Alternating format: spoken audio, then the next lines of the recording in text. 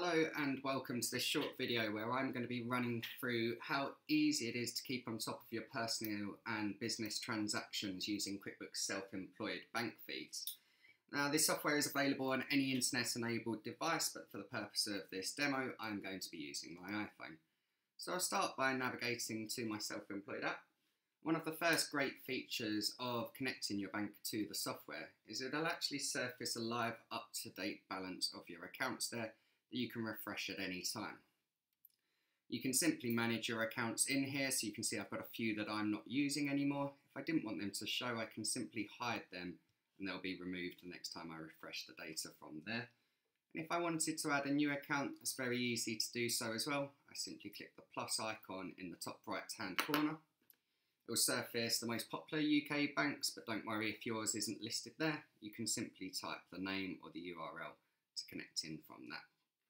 And then to establish the secure connection, you simply need to enter your internet banking credentials to put in a secure connection between Intuit and your bank and to allow them transactions to flow directly in. Once you've done that, then when you come back and go onto the transactions tab along the bottom here, this will be surfacing daily any transactions that have surfaced through your bank, and these are my actual bank transactions that you can see here. So you can see a lot of my household sort of overheads and bills, utilities that are going through. If I scroll down, then you can see some withdrawals. It's also telling me sort of the date, the amount, and which account that's actually come from as well there. So that's brilliant. I haven't had to do anything. I don't need my bank statement anymore. It's all already here in the software for me. So now I simply need to just start reconciling these transactions, and for the self-employed market, one of the first things to do is really decide whether that was a personal or a business expense. And the software makes this really easy for you to do. So for example, my mortgage there, that's £833.98. That's certainly a personal expense and I can't claim any relief of that. So if I simply just swipe this to the left, then that would be personal. And I could actually create a rule here to say, yes, I want to, whenever this sees this going through my account, that is going to go to personal. And I can actually say apply to only future transactions, or I can apply that to all transactions as well there. Now next time it sees that mortgage payment going through the accounts, it'll know exactly what to do with it. And you can see at the bottom there that I actually had 3 of those transactions. So that's sped up my process in reconciling my accounts. Another one here, a good example, so the MB, that's just simply me moving money between my bank account and my savings account. Nothing to do with the business whatsoever. So again, if I go in, create that rule, apply to all transactions, that's going to wipe that. And I've done it once and it's done it for 5 transactions that have gone through my accounts there. Now for business transactions, so this home-based receipt scan that I've got here, that was actually something for my home office. So if I just swipe that the other way, I can then enter that into my account. Now by clicking on the transaction as it comes up, you'll be able to choose a different category.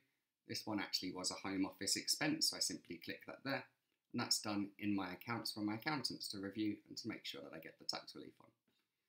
Likewise for this post office one, so it may be that actually it's not definitively a business expense, but in this occasion it was actually me sending off my ID for a business bank account.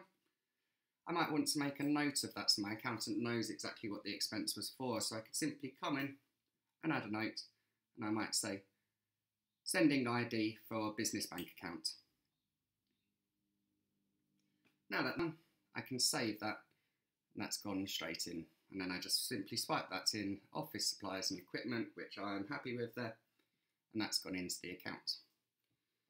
Now, some of your expenses may have a crossover between personal and business use, and prime example, mobile phone and home internet charges, for example, there. So I can come onto my reviewed expenses and transactions and I can see absolutely everything that I've put through.